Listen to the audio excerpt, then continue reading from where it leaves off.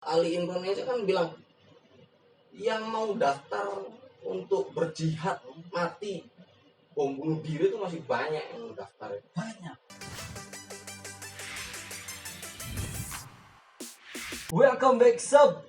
Sekarang kita kedatangan tamu lagi. dia tuh sebenarnya mau menjadi penerusnya ini, Bosman. Kok Bosman? Bener Bosman cuy. Musik Marigo. Bosman kan dia julukannya. Iya Bosman. Iya Bosman. Dia tuh mau jadi penerus Bosman. Jadi Bosman tajir, gue kere ini. Bosman itu awalnya gak langsung tajir, boy. Saya hari ini mau menjadi penerus jihad. Nanti Saya mau ke tengah timur, ke Nyuriah. tengah timur. Iya. Jadi timur agak ke tengah dikit. Apa tengahnya agak ke timur. timur? Oh, oke, tengahnya ke timur ya. Jihad visabi syaiton gitu ya. Lagian mana ada jihad fisabilillah, gimana coba? Era sekarang ya, maksudnya yang kaitan dengan bom-bom gitu. Yang dimaksud dengan jihad bisa beli sendiri itu gimana? Ya maksudnya kan di jalan Allah, dan itu kan versinya macam-macam. Saya sendiri bukan dengan kapasitas untuk menjawab itu, jadi Loh, kalau visabi syaiton aja udah.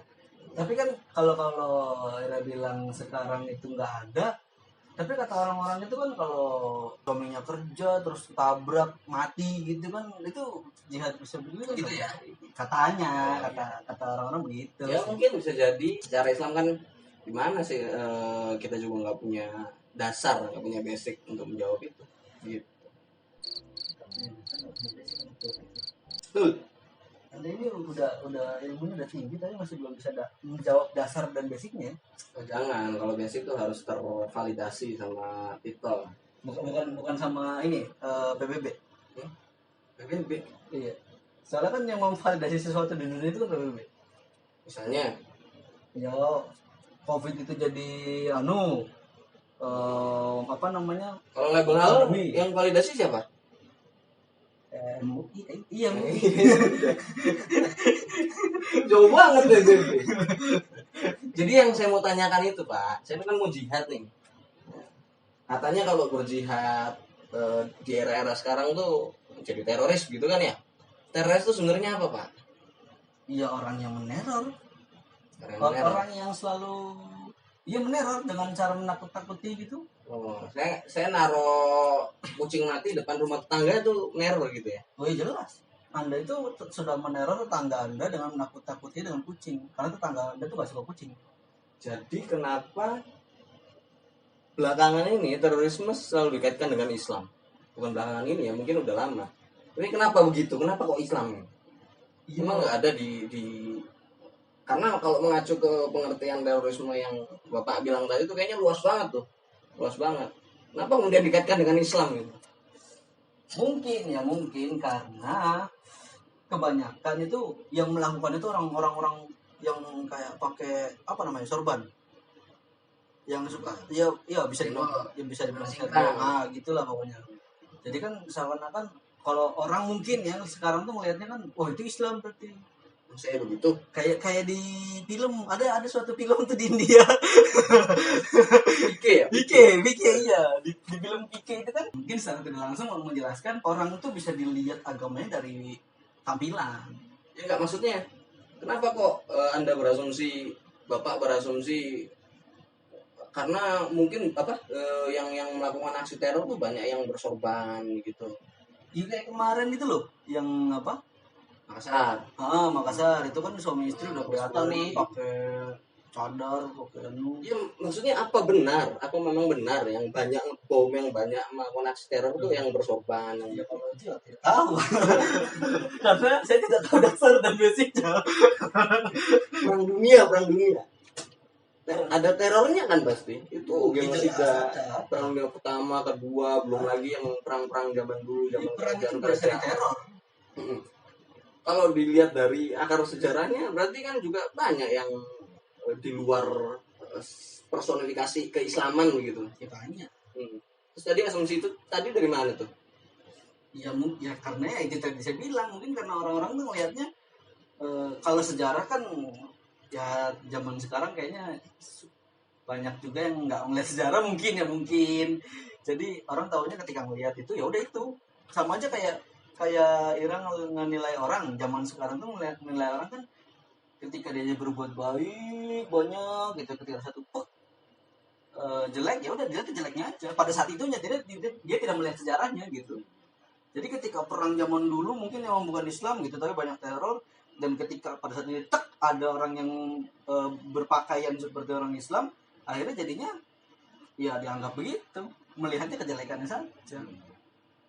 Ini sebenarnya bukan dari ajaran agamanya ya. Bukan lah, jelas tidak ada seagama manapun yang saya tahu tidak ada itu yang mengajarkan seperti itulah, maksudnya merugikan sesama lah. Ironinya sekarang itu banyak anak-anak muda gitu ya, anak-anak muda yang mungkin dibutakan sama didoktrin dengan dogma-dogma agama, akhirnya malah dalam tanda kutip berjihad, dengan cara ngebom gitu. Gimana komentar Bapak? Yang jihad sendiri itu apa sih? Ya tadi kan penafsirannya kan kalau versinya Bapak kan luas juga, kemudian luas juga tuh sama kayak terorisme.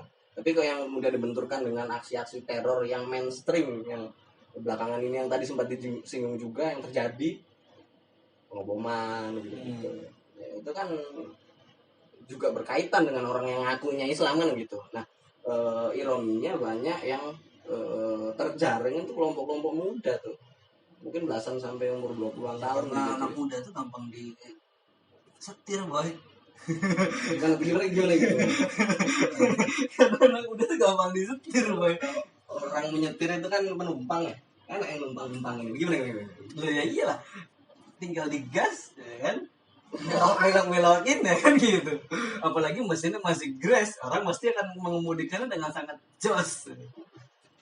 Coba kalau orang yang tua, pasti kan akan berpikir 2 kali mungkin. Mobilnya udah tua kan, mau digas takut ambrol. Tadi kan Bapak udah banyak melontarkan pertanyaan ke saya yang notabene saya netizen yang ibaratnya kurang ilmu, kurang wawasan, yang hanya sekedar sama yang hanya sekedar mengetahui dari berita publik gitu, yang dari kayak pengeboman di Makassar itu kan. Kenapa saya bisa bilang begitu kan ya, karena memang di TV juga diperlihatkan yang istrinya pakai cadar, laki-lakinya pakai itu, ya makanya saya bisa bilang begitu. Saya hanya bisa melihat dari yang mungkin orang-orang juga melihat gitu. Nah, sekarang kalau saya tanya Bapak nih, yang tadi saya katakan jihad itu, ya menurut Bapak itu gimana? Kalau jihad saya nggak punya dasar. Kalau jihad nggak punya dasar. Tapi kalau terorisme sendiri mungkin bisa dirunut akar sejarahnya. Tetap konstruksi media massa ya, karena ya itu wadah kita buat belajar dari situ. Nggak punya jaringan langsung ke para teroris ini. Untuk Bapak menjawab jihad terhadap orang seperti saya yang notabene netizen yang tidak kurang paham mengenai hal tersebut gitu. Apa gitu tuh, mungkin itu bisa nggak dijelaskan kayak misalkan apakah jihad itu harus mati dulu baru bilang jihad? Yang tadi saya bilang suaminya kerja demi anak istri kan di tengah jalan mati gitu kan, terus dia dibilang jihad. Kalau dia pulang selamat nggak dibilang jihad. Enaknya mati dulu, enaknya udah keren. Udah keren. Kerennya dilihat sama siapa aja. Kalau nggak mati, istilahnya ada istilah yang harus lebih tepat dari itu ya. Mencari nafkah aja udah cukup kali itu kayak gitu. Ngapain harus jihad kan? Makanya enaknya mati dulu baru jihad. Nah terus yang tadi Bapak udah tanyakan bisa juga kan,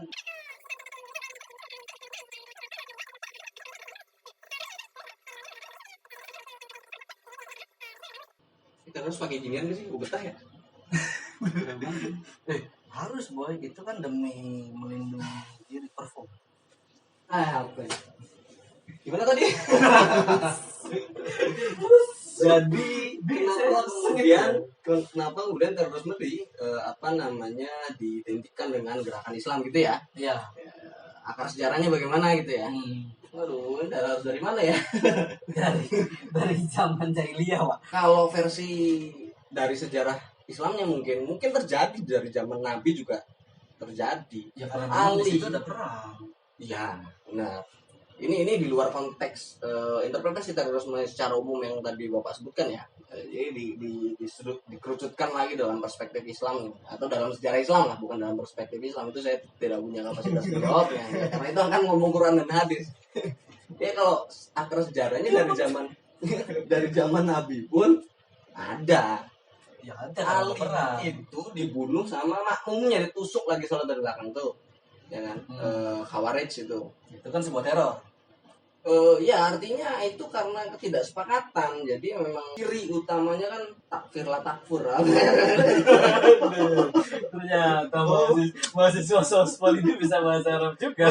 Salah makanya. Pokoknya mau kafir-kafirkan gitu loh ya, takfirin. Ya gitu lah, saya pernah dengar tapi lupa. Ya, yang mengkafir-kafirkan. Jadi ibarat kata ini saya yang paling benar nih. Yang lain salah semua. It's okay lah punya pandangan seperti itu. Ada faktanya bahwa ada banyak agama. Ini juga udah menandakan bahwa ada kelompok-kelompok yang memang menganggap dirinya paling benar kan gitu. Dan itu wajar sepanjang menghargai versinya orang lain. Sepanjang gimana menghargai versi orang lain, orang dia merasa diri saya benar kok. Bisa. Sekarang gini, kalau haus minumnya air biasa atau air es? Saya RS. Saya air biasa. Padahal saya nggak mau ngomong fakta deh. Menurut kebenaran versi saya, minum air es itu malah nambah haus. Jadi yang benar tuh minum air biasa. Kalau kamu mau minum air es, ya monggo silakan. Di situ batasannya. Silakan minum air es. Ya berarti belum fanatik kan? Merasa dirinya benar belum fanatik. Bukan belum fanatik. Fanatisme itu juga kalau tidak tidak dibarengi dengan menganggap permusuhan lah, tidak dibarengi dengan permusuhan itu juga nggak masalah. Kamu mau fanatik ke anime asalkan itu diri kamu sendiri ya kan. Tidak kemudian menyerang K-pop itu nusuk ya kan, nggak masalah. Mau fanatik apapun terhadap anime gitu. Dari zaman Nabi ada. Akhirnya terjadi perpecahan, Khawarij. Di zaman Muawiyah pun ada. Segala zaman saya kira. Bahkan dalam dalam peradaban Islam. Mungkin kalau di Indonesia gimana ya? Dari Jamaah Islamiyah mungkin ya, Abu Bakar Bashir itu. Atau dari DI Daulah Islamiyahnya Kartosuryo. Pernah dengar nggak? Enggak. Jadi dulu ada pemberontakan itu sama-sama. Jadi Kartosuryo sama Soekarno ini sama-sama pernah ngepost di Cokro Aminoto nih. Sama Soekarno? Iya di apa namanya? Belum? Siapanya? Soekarno. Belum ngepost kan? Belum nikah tapi juga nggak sama cewek di kosan itu. Gitu. Itu jelas. Setoran tuh. Gitu. Jadi punya irisan ideologis sebenarnya mereka berdua itu. Hanya kemudian Soekarno lebih punya kecenderungan ideologisnya ke nasionalis pada waktu itu. Kartosuryonya ke Daulah Islamiyah nih. Agamis tapi yang nasionalis. Cukup garis keras begitu malah. Jadi memang cita-cita dia kan mau mendirikan Daulah Islamiyah itu, negara Islam. Okay. Makanya membentuk DITI, Daulah Islam Tentara Islam Indonesia. Akhirnya memberontak di Jawa Barat. Tuh. Sekarang anaknya masih ada di Garut kalau nggak salah. Di Indramayu itu juga basisnya dulu anaknya Kartosuryo. Masih ada. Iya sih. Akhirnya kan dihukum mati dan ditandatangani. Entah mungkin Soekarno sendiri yang memerintahi ditandatangani. Nah, Daulah Islamiyah ini kan di era Soekarno kan dihabisi.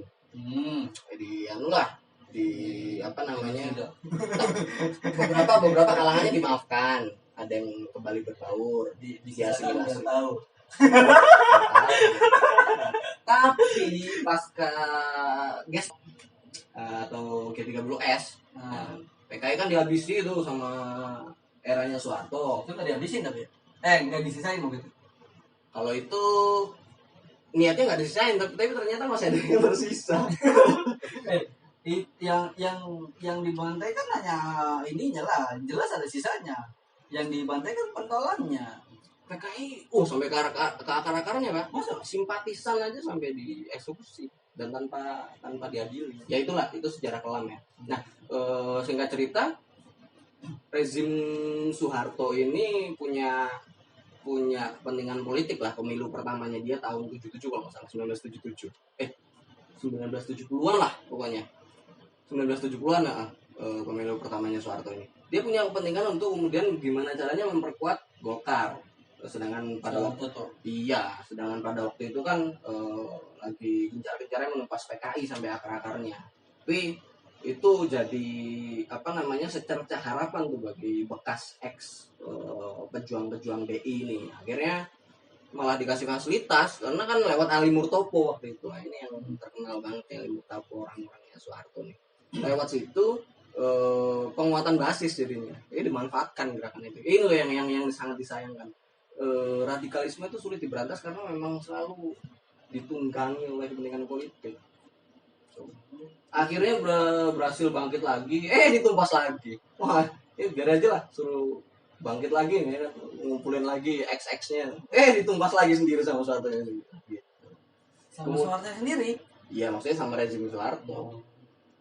Kemudian di era Mas Orde Baru itu kan dibatasi banget tuh, Pancasila itu jadi asas tunggal yang tanpa tawar menawar lagi. Jadinya paten sekali mau kritik Pancasila aja mungkin bisa ada sanksinya tuh. Maksudnya kalau Soeharto kan otoriter ya, nggak main-main gitu. Ya.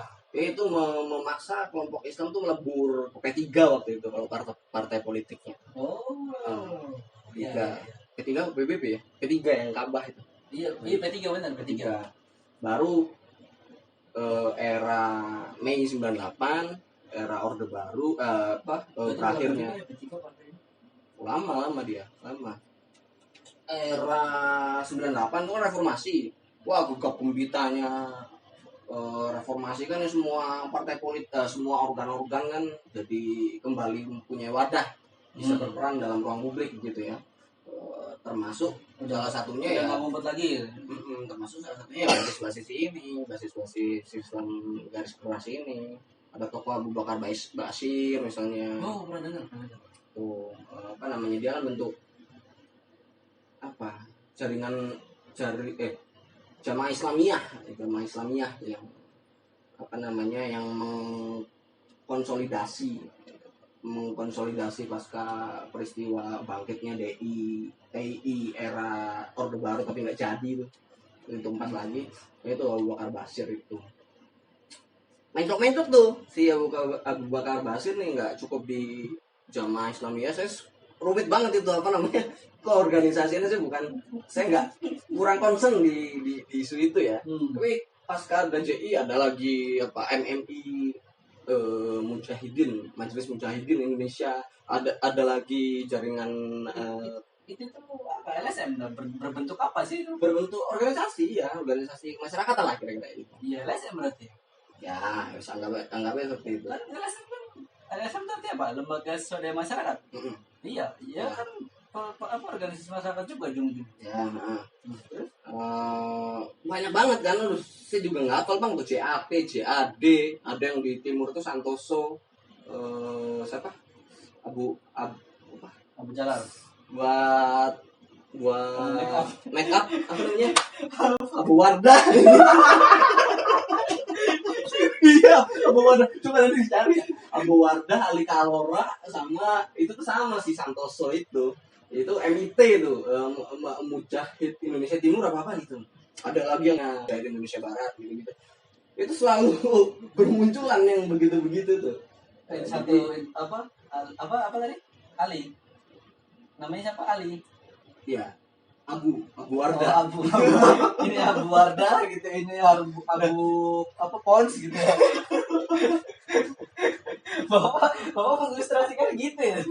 Udah gitu bilang banyak sekali. Kita ngebayangin opa-opa Korea bawa senjata gitu. Ini kan ada sisi feminisnya gitu kan, bawa senjata ini begini. Gitu. Jadi yang di era radikalisme ya, kita ngomong radikalisme sekarang itu selalu ditunggangi dengan kepentingan politik. Apalagi itu politik itu nggak pernah mau nyetir ya, maunya nunggang kayak kuda itu, nggak mau nyetir mobil. ya nunggang kan konotasinya kan bisa nyetir juga, bisa mengarahkan juga, bahkan bisa menciptakan juga gitu. Konotasinya bisa seperti itu kan cuma istilah aja. Ya misalnya apa ya, FPI ini kita nggak ngomong teroris ya, nggak ngomong terorisme, tapi lebih ke gerakan radikal gitu, gerakan radikal yang saya kira FPI juga termasuk di dalam. Kemunculan FPI itu lewat PAM Swakarsa yang dibentuk sama Wiranto kalau nggak salah. Kalau kata Kiflan Zen sih yang di kemudian hari mencoba mengungkap itu ada hubungan yang mesra Wiranto sama Habib Rizik. Itu lewat pembentukan PAM Swakarsa. Fungsinya apa? Buat mengamankan demo mahasiswa pada waktu itu yang kontra sama sidang istimewa MPR. Itu ada agenda juga tuh, ada agenda sidang istimewa MPR pembahasan apa? Salah satunya kaitannya sama amandemen. Nah, jadi memanfaatkan masa Islam ini untuk ini sih mengamankan masa sebenarnya kontra terhadap dia kan terbukti kan kalau nggak salah di waktu ini kita membicarakan awal era radikal ini ya. Enggak sih, radikalnya dari dulu itu. Jadi tadi kan Bapak dari situ masuknya. Oh iya, maksudnya ini ngomong radikalnya aja gitu, bukan terorisme ya. Saya nggak berani Pak kalau ngomong terorisme. Walaupun ya saya tetap nggak berani sih. Tapi kemarin tempo hari tuh sempat beredar video termasuk di momen pembubaran FPI sama Menko Polhukam itu. Menko Polhukam. Ya, Menko Polhukam, politik hukum dan HAM. Siapa? Mahfud MD. Ya. Jadi kalau nggak salah ada satu video yang ditampilkan, salah satunya itu ketika ada baiat massal, baiat kepada pimpinan ISIS ya. Wallahu ala ma naqulu syahid.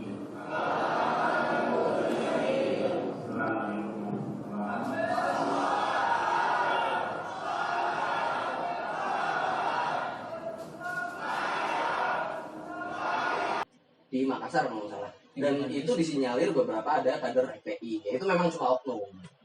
Memang FPI hanya kan tidak ada kaitannya dengan terorisme. Tapi kalau radikalisme, saya kira itu terlihat sekali, cukup mencolok. Ngapain sih? Gatel Pak. Ya begitulah, sayangnya selalu ditunggangi dengan politik gitu.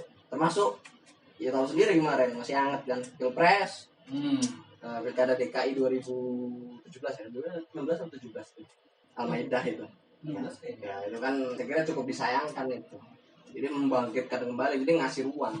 Ya para elit-elit itu selalu ngasih ruang buat yang gitu. Balik lagi sejarahnya Indonesia ini yang terus berkaitan dengan Islam. Ya itu dari reformasi akhirnya berkembang dengan organisasi, banyak juga yang tidak dilarang gitu. Ya, tapi kan dia grassroots tuh. Sebenarnya yang menarik itu melihat perpecahan dalam organisasi-organisasi yang menaungi terorisme ini. Menariknya di situ, cuman terorisme ya kayak JAT, JAD tadi Jemaah Ansor Tauhid itu bakar basir juga tuh. Terus ada lagi macam-macam kan tokohnya, Ali Imron yang sekarang udah tobat. Oh iya. Amrozi kayaknya udah dieksekusi deh, belum ya? Iya udah dieksekusi udah ya. Itulah. Itu yang mendanai. Kalau masalah dana juga kemudian versinya macam-macam. Ada yang bilang ini tidak terlepas dari operasi intelijen. Ada yang bilang juga ini berasal dari jaringan terorisme transnasional, internasional gitu. Tapi yang jelas kalau afiliasinya ke jaringan terorisme Timur Tengah sih pasti gitu, pasti apa? Ya, pasti arahnya ke sana. Banyak yang berbalik ke Al-Qaeda misalnya. Itu sempat pecah tuh. Bukan organisasi, gerakannya itu sempat pecah. Ada yang ngikut fatwanya siapa Al-Qaeda tuh Bin Laden ya, Osama Bin Laden. Sama benar. Itu kemudian jadi beliau mengeluarkan fatwa tuh amaliyah bisa dilakukan di mana aja, bisa di negara-negara kalian juga bisa ya berkata begitu. Dan sasarannya bukan cuma negara pemerintahan tauhid aja, warga sipil juga bisa. Nah, ada yang berbayar ke situ. Makanya si itu tuh sebenarnya tidak terkoordinir dengan satu pentolan gitu ya. Satu kesatuan itu enggak, sebenarnya pecah-pecah juga. Ada bom panci apa segala macam. Kalau dulu yang kita tahu tuh terkesan rapi. Itu bagus banget dan bomnya tuh bagus ya. dia ini memang pecinta film action sih. Jadi ketika ngelihat ada bom, wah gitu tuh dia senang. Ya, tapi kalau dan dia tuh kecewa ketika ada bom yang dibuat dari panci. bukan kecewa, konyol Bang. Konyol. Orang ledakin bom panci, bom tas. Korbannya berapa sih? Paling dia juga yang bunuh diri. Yang bom panci itu bagus, Pak. Karena percikan itu akan mengenai setiap bagian tubuh orang-orang di situ. Iya, tapi saya tanpa data sih sebenarnya. Tapi yang saya yakin bom panci ini korbannya nggak banyak. Nggak kayak bom Bali 1, 2, cewek Marriott gitu-gitu kan. Nggak pakai panci dia ya? Kayaknya bom beneran tuh. Wajan. Apa Yang tadi akhirnya kenapa disangkut-sangkutkan dengan Islam tuh yang dari sejarahnya Indonesia tuh akhirnya nyambung sampai ke yang tadi golongannya JTAB, JTAD gitu apa tadi? Ya. Nah itu kan ibaratnya organisasi Islam toh. Yes. Akhirnya punya pentolan golongannya Om Roji, golongannya itu karena akhirnya dikaitkan dengan Islam gitu. Itu alumni Afghanistan, kebanyakan alumni Afghanistan sih sebenarnya. Alumni Afghanistan. Jadi yang pernah berperang ke sana dulu belum booming istilah terorisme, tapi ya mujahid dulu istilahnya itu. Dia belum berkembang seperti saat peristiwa 9/11. Ya. WTC. Nabrak gedung. Itu berapa ya? 2001 kalau nggak salah. Itu keren. Epic lah. Itu kan korban. Tapi kan itu banyak isu tuh Pak. Apa tuh? Itu kan banyak isu masalah 9/11 itu. Isu apa tuh? Banyak yang bilang itu bom bukan kapal nabrakan. Masuk akal. Ya, tapi entah teknisnya gimana, mau bom ataupun mau kapal, tapi setidaknya itu berhasil memunculkan isu terorisme. Jadi membuat ketakutan. Pemicu internasional itu ya. Pemicu internasional. Intinya di situ. Kalau tadi kan ini ya dari sejarahnya Indonesia yang akhirnya Islam dikaitkan dengan teroris. Nah, bagaimana caranya mengantisipasinya biar nggak terjadi seperti itu? Jadi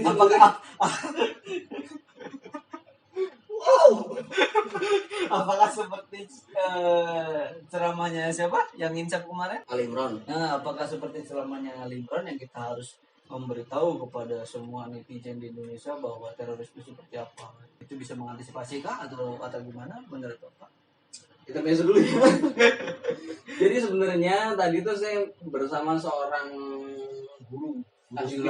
guru spiritual gitu. Kita menyebutnya biasanya memanggil beliau nih Syekh Nur Sodik gitu ya. Dia sebenarnya yang punya kapasitas menjawab itu sebenarnya beliau yang lebih. Nanti mungkin punya. Bapak bisa mendatangkan dia? Insya Allah bisa. Biar kalian tahu siapa itu Syekh Nur Sodik ini syekh besar di Cirebon sini. Itu cukup mempengaruhi ruang kontemplasi saya tentang spiritualitas. Itu dia itu. Dia jadi begini gimana? Itu guru saya kan. Jadi kalau kita punya solusi, wow. Mungkin diawali dengan begini.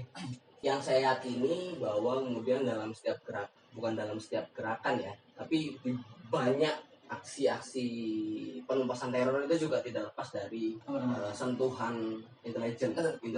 Banyak dugaan-dugaan entah lembaga-lembaga LSM yang melakukan kajian-kajian bahwa ini sebenarnya kayaknya juga permainan intelijen nih, karena intelijen itu NPT ya kita ngomongnya, dia punya anggaran dan dia juga bekerja sama dengan pihak polisian secara umum, TNI dan sebagainya untuk bikin satgas gitu satuan khusus dan sebagainya.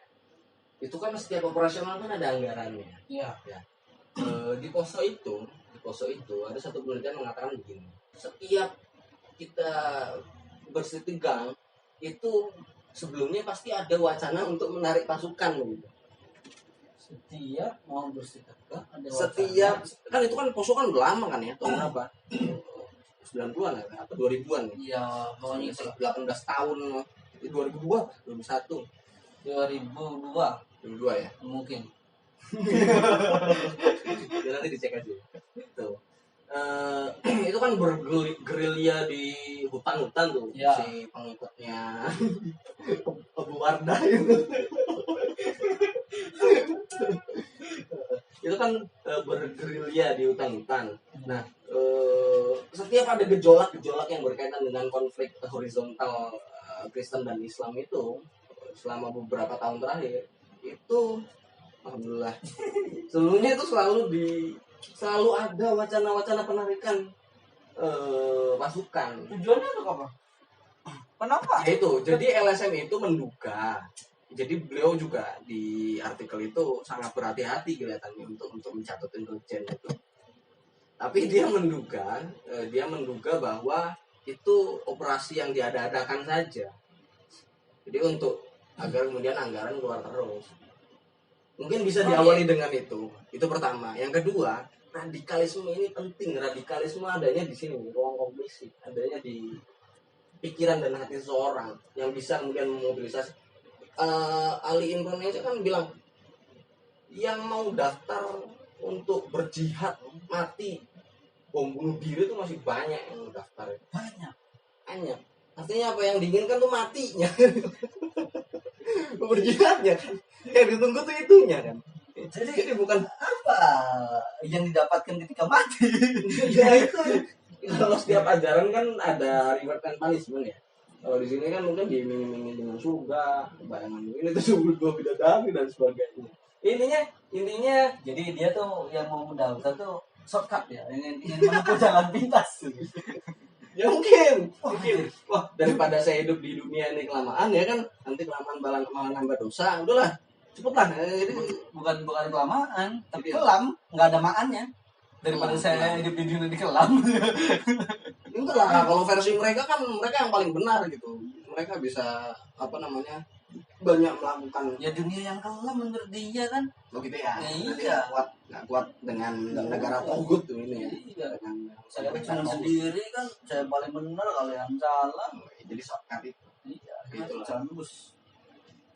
Tadi ngomongin solusi. Saya tuh berang ngomong solusi sebenernya gila. Masalah sebesar ini tanya solusi. Mikir lagi bahas poso dulu. Poso clear tuh itu kayaknya dengan apa proyek ya anggaran- ujungnya proyek. ya anggaran proyek. Yang kedua dengan radikalisme. Untungnya FPU sudah dibubarkan. Tapi banyak pengamat tuh Nanti mau bikin lagi kok, tenang. justru itu masa FPI ini banyak nih. Jadi larinya mau kemana itu harus dirangkul. Oleh pemerintah. Oleh pemerintah. Jangan kemudian malah justru dimusuhi, takutnya bergejolak lagi nih. Karena mereka basic radikalismenya ada, itu nggak bisa dinafikan. Radikalisme ini harus dijaga, eskalasi konfliknya harus dijaga. Pemahaman yang membabi buta juga harus dicegah, terutama di generasi muda ya, yang minim referensi gitu. Jadi dengan gampangnya membaiat pada ajaran yang radikal seperti itu tanpa melihat Tanpa ada yang audit ya. perbandingan lah ya. Tanpa ada audit. Gitu. Mungkin itu aja sih kalau versi Aing. Ini agak menyimpang nih pertanyaan terakhir. Saya curiga. Jadi ketawa dulu. Kan yang berjihad itu kan mau menempuh shortcut kan agar menemui ibu bidadari kan. Jadi ketika dia mau menempuh jalan shortcut, ini rada menyimpang, bukan rada menyimpang, udah menyimpang jauh. Hanya karena Kamu tanya apa sih? soalnya dari tadi itu udah berat, udah gelap berat. Jadi saya tuh agak penat melihat obrolan yang kelam. kalau dia udah tahu nih mau bersihat nanti dapatnya surga dan 7 bidadari, ketika digoda oleh seorang wanita untuk melakukan hal bersenang-senang tuh dilakukan gak ya? Gunanya gimana? Loh, jadi ya sebelum saya mau mati, mereka kan menempuh jalan pintas kan, mau bertemu 7 bidadari, kan masuk surga. Kalau kita ya, imajinasi kita nih, ketika kita sudah ada tujuan pasti di depan, kita bisa melakukan hal apa saja dulu kan? Iya, dapat poinnya. Nah, kalau hal seperti itu ya, mereka dikasih nikmat duniawi mau nggak ya? Apa contohnya? Setawar Anda. Tapi apa contohnya? Iya kalau apa namanya? Soalnya kayak tadi sama 72 bidadari. Jadi curiga. Nah itu sebelum dia menemui 72 bidadari itu, dia mau coba 72 bidadari di dunia dulu gitu. Kira-kira dia mau nggak ya dikasih 72 bidadari di dunia sebelum melakukan itu? Walaupun tahu itu kan tidak ini ya, secara gampang kan tidak diperbolehkan gitu. Tapi karena dia tahu shortcutnya dia kan, jaminannya ya? Tergantung mungkin ya. Mungkin ada satu teori namanya dramaturgi. Jadi dia menghadirkan dramaturgi bukan dramaturgi ya. Jadi dia menghadirkan front stage dan backstage. Ya setiap orang tuh dalam kehidupan sosial tuh berdasarkan teori itu tuh punya bagaimana dia bersikap, membentuk image-nya di depan panggung dan di belakang panggung itu berbeda, kira-kira begitu. Jadi dia jangan ada teroris yang nggak visabilillah. Jadi nggak apa-apa lah kalau nggak ketahuan, mungkin ada yang begitu. Tapi kalau dilihat dari sih konyol ya. Kalau dilihat dari ajarannya sih konyol. Justru dia bertindak seperti itu kan karena menganggap semuanya ini berada di jalan yang salah dan akan masuk neraka kan gitu. Iya. Togut, negaranya togut, kita harus memerangi yang togut. Nah, pemerintah aja dikatakan togut, apalagi aktivitas seperti itu. Yang ada pulang dulu, ngambil bom, balik lagi baru meledakkan diri. Berkata ya, atau diculik dia kan begitu kan ya, dikasih penutup kepala dia dia nggak kelihatan, atau begitu dibuka berada pada sebuah kamar yang ada lampu kelap-kelipnya gitu. Dan dikelilingin 70 bidadari. Iya, nggak pakai baju lagi. Pusing gitu. Allahu Akbar. Saya pulang dulu. Pulang dulu. Ambil bom langsung meledak. Mungkin bisa begitu kali. Bawa panci. Bisa jadi. Oke lah, segitu dulu. Saya cukup puas itu untuk merepresentasi otak saya dengan pembicaraan yang terlalu gelap dan berat. Ini gelapnya karena apa nih? Karena ini Bapak kan orang pijat, Pak. Ternyata gelapnya karena ini. Mungkin segitu dulu, nanti episode berikutnya kita akan menghadirkan siapa? Syekh Mursodik. Ya, Insyaallah. Orang yang sangat berpengaruh dalam orang yang dapat mempengaruhi pola pikirnya Master of Tony. Apa Master of Tony itu? Mungkin kita beri nama sekarang ya segmen ini apa namanya? Hayalan kamar pojok. Hayalan kamar pojok Atau pojok diskusi. Pojok diskusi. Tapi kayaknya asik tuh hayalan kamar pojok. KKP. Soalnya kalau diskusi saya terlalu gelap dan berat kayak tadi kelam. Oke, nanti kita akan lanjutkan di segmen, namanya segmen. Episode Iya. aja. Episode. Ya segmen deh. Segmen yang berepisode di Oke. apa tadi KKI? KKP. Hayalan kamar pojok. Saya Nikolika. Isun Toel. Bye.